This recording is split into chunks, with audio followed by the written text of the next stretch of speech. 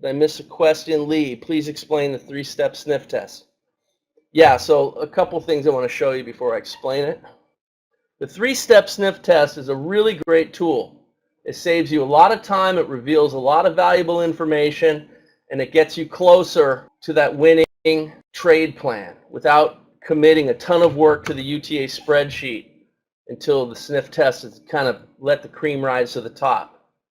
I want to mark the money management on this YM trade really quick here, since we're technically, if you're following this to the letter, on the dots, it's still going. So money management is right there. It's kind of ironic that it's right at, well, target 2 is 11, and money management is at 12, which is right where the price got down to, missing target 2 by 1 tick. And now on this next trade, that's where money management is. Like I said, works in mysterious ways sometimes. So we'll see if it can push through that support. All right, so first of all, when you're going through the Owners Club and you're going through the training, if you click on the training tab, obviously the first post is all your main training. And there's a lot of good, important stuff in here too. But if you go down far enough, you get to this whole thing called fast testing and back testing and trade plans.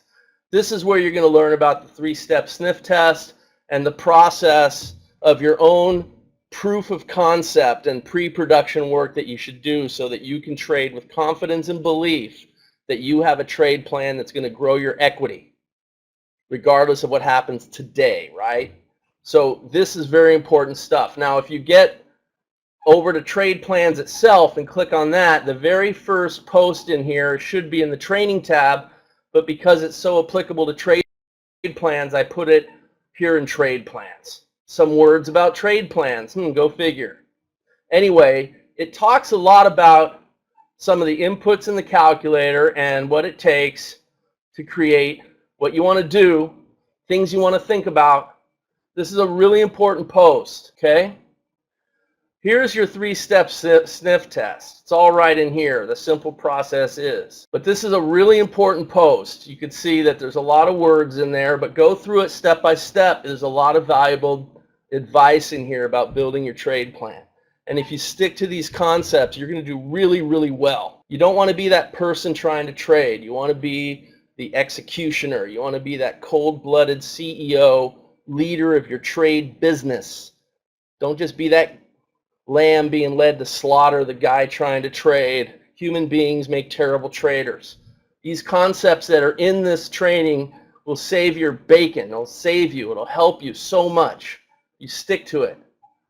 All right, so that being said, the three-step sniff test is quite simple. It's meant to be quick. Step 1, first of all, you have to have a basic trade plan. Start time, stop time, maybe X number of trades, and some idea of power of quitting, okay? The basic power of quitting is a target 2 winner or just barely missing it and a positive result. Or 2 money management winners. Or X number of trades or a hard stopping time or both. All those things you need. Think it through. A lot has to do with your own personal ability, time availability, capital, skill level, maybe some things you don't even know yet about yourself, but you'll learn. Okay, those are important when you're trying to figure out some of this. But start off with a basic start time, stop time, and power of quitting formula, whatever that may be. Could be 1 trade and done. Could be 3 trades total. Could be 3 losses or 3 winners or 1 loss, whichever happens first, or stop in an hour. Could be a lot of things. You have to think it through. But then you could apply the sniff test to see if it's a viable idea. So step 1 is, with those parameters of your trade plan, are there enough trades in the session? For some of you, 1 trade might be enough. I'm thinking you'd probably need more than that. But if 1 trade is winning a huge percentage of the time, it could be enough. It could be an extra trade that you do once a day. I don't know. Each to his own. But question 1. Are there enough trades in the session? Question 2 is a 3-step sniff test. So step 2, are the trades an appropriate size? It's easy to find out. Look at 20 trades, look at the risk on all 20, and then average it out. What is it? Is it appropriate? If it's too large and you don't have the capital, it's not appropriate. You don't want to risk more than 2% of your capital on a trade within a proven trade plan, not before. There's a random distribution of wins and losses no matter what you do as a trader. I don't care what. Trading the Acme trading strategy, the Wile E. Coyote hit and run strategy, I don't know. Whatever it may be, there's a random distribution. You're winning 90%. The 10% will wipe you out if you don't put the proper risk on the trade. What you don't want to do is take random trades given the fact that there's a random distribution of wins and losses, because then you're just being a guy trying to trade, and that doesn't end well. So do not shoot from the hip and do the John Wayne thing and just take random trades given the fact there's a random distribution of wins and losses. It's a losing proposition in the end because it relies too much on lady luck. And lady luck is a schizophrenic. So we avoid that by pre-production and testing and proof of concept and learning how to grow our forest despite some trees falling. All right, are there enough trades in this session? Are the trades an appropriate size? If the trades are too small, then it's probably just too noisy. You can get whipsawed and you'll get chewed up. You need to have the right risk. So you have to kind of look and assess that with your eyeballs. That's why it's called a sniff test. Go figure that. If it looks like a duck, if it smells like a duck, it's a duck.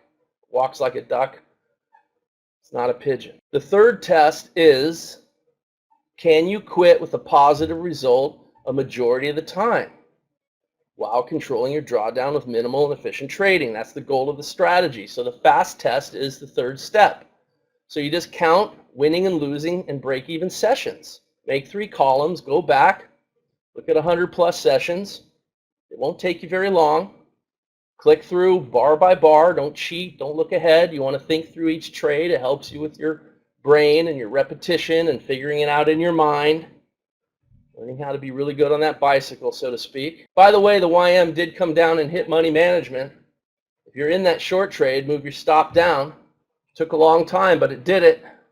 Now can it break through? So far, so no. Hasn't been able to.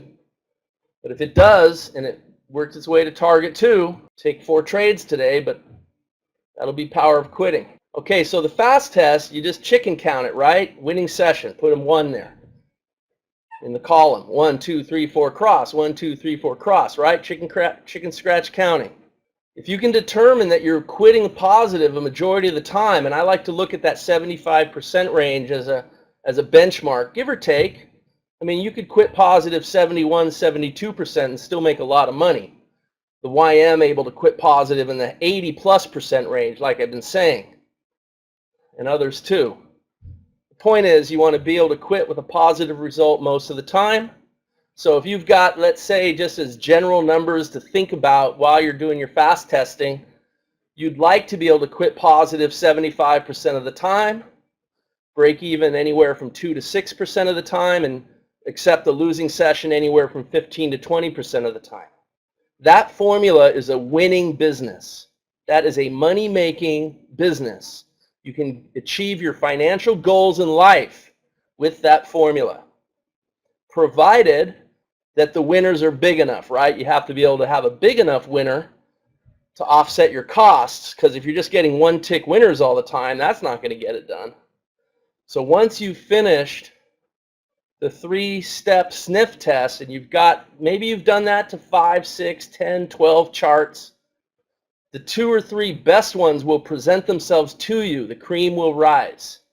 Those 2 or 3 charts, you're going to have to decide which one makes the most sense to you, and then you want to commit to a formal manual back test with the UTA spreadsheet and build a log of trades. This is your final chance to experience where that trade plan came from. The good, the bad, the ugly, the great, over and over. And the feelings you have having to deal with some of the ugly and some of the great, because you don't want to get too elated either. But you're going to have to deal with that acid reflux sometimes. And so you do the manual test, click by click, build that log of trades, and experience the random distribution of wins and losses as it relates to a winning trade plan. And you build that win-loss column and you live through it and experience it for a while. And this is how you transform from being that person trying to trade into the actual CEO of your trading business, where you're making higher level, above the forest decisions. You guys want to succeed, you go through this process. It really works. Because when you finally get to that point where you're like, yeah, okay, now I see it. This is the trade plan I want to commit to. Now you go to the next step in the success guide. Can you execute 25 trade plan trades in a row without a single mistake in a sim account? Because that's what's really going to teach you how to run your business the proper way. And if you can't do it in a sim account, well, thank goodness it's a sim account. Because there's no sense in risking your money until you can. It's like learning how to fly. If you can't prevent yourself from crashing in the simulator, don't get in a real cockpit, right? You should treat your trading with the same respect. Your capital is precious. Trading is war. You want to be on the winning side of that equation, right? So these are the steps you can take to put the odds and stack them in your favor before you ever risk your real money. And if you take a strategy like Spotlight, which does quit positive a majority of the time with minimal trading, with the right trade plan, it does do that, you're in a great situation all of a sudden. And when you finally do go live, you're going to be far better off than most traders out there, and far better off than you would have been had you not done these steps. And don't you want to be far better off? It's your money. It's your precious capital on the line. You're the one that dies on a losing trade, no one else, or on a losing trade plan. We all have to suffer the consequences or enjoy the consequences of our own trade decisions. Only we can take responsibility for what we do as traders. So it's my job to help you guys be successful and give you the steps necessary to put you in that strongest position you could possibly be in. And in so doing, when we're doing this trade room and things come up that I notice, I'm going to point them out to you. I'm going to say what I'm thinking. Doesn't mean I'm right. Sometimes I'll be right, sometimes I'll be wrong. But it's the way I'm seeing things. Now, you could apply that to how you see things all you want. You probably should. But if you've gone through the steps that I just outlined, it shouldn't matter what I tell you anyway. You should be trading from a position of such strong belief in what you're doing. You might listen to my ideas and be interested, and oh, it's an interesting take on things, but my plan does this. Instead, do your plan. That's the one that you worked hard at. You're the one that has to live with the consequences of your decisions. So in the end, it doesn't matter really what I tell you, what I do. What matters is that you put the odds on your side in every possible way you can and get the advantage over most people out there, because trading truly is war. And there's a zero-sum game, two sides of the trade, and one's going to win and one's going to lose, and yeah, there'll be a draw sometimes. But you want to be on the winning side of that equation a majority of the time, don't you? It's all about your own proof of concept. Do the pre-production work. Be the CEO. Don't be that guy trying to trade. You go through the steps properly and you will transform. Alan, glad you enjoyed the session. Yeah, I thought there was some good learning stuff too. I will record this and put it on the Owners Club. By the way, just really quick, especially if you're new, to find the videos that are recorded of these sessions, look in the Trade Room tab. That's where I put them. Actually, let me take that back. This is what I typically do. I want you guys to know this. In the Training sub-tab, there are current Trade Room replay videos. It's a sub-tab, and if you click on it, you will see current replays of about a month, right? So now there's actually some even in April. But because it's a sub-zero replay, these now will get moved. So I'm going to put today's, and last Monday's was good. I'm going to put them both into this sub-tab of training. Once it's been there for about 30 days, then I move them to the trade plan tab. I'm sorry. I move them to the live trade room tab. And inside the live trade room are all the replays from the past, and there's a bunch of them. And what I also try to do is type some sort of commentary on why I posted it in the first place. Like if there's good stuff in it, I try to summarize what it is. So you might be looking for something like, for example, how to set up chart trading or use the matrix. Usually if I talk about stuff like that, I will write a comment in the replay. This was a great session with some good learning points. The second part of the session, I went into how to use SPT with options using the Thinkorswim, blah, blah, blah, blah. You see what I mean? So that might be something that interests you. So that's how you kind of know if that's a session replay you want to look at. If you open it up, then maybe a little more commentary. But basically, that's what I try to do most of the time, okay? Just so you know. So they first go into the training, current trade room replay video subtab. They live there for a month, maybe 2. Then I move them to the trade room tab. And when you click on that, you find them on the left side, dated and everything. Okay? That's how you kind of find the replays. Because the way Kajabi is set up, we don't have a dashboard anymore. With the old format, I used to be able to put things on a dashboard, and when you opened it up, the dashboard would open, and you'd see the current stuff, and then later I would move it. Now there's really no dashboard. So it's important to kind of know where to look to find things. And the same is true, I do similar with Counterpunch, where I have it, in a current place, and then I move it to an archive folder. It's pretty self-explanatory. I don't do a lot more posting on Counterpunch these days because I've kind of done everything imaginable and it's already on the site. It's like nothing really new to do. All right, so hopefully that clears up some head-scratching stuff. Very good, Jerry. Glad you liked that. Everyone have a good session, the rest of your session, rest of your day. I'll see you guys next time.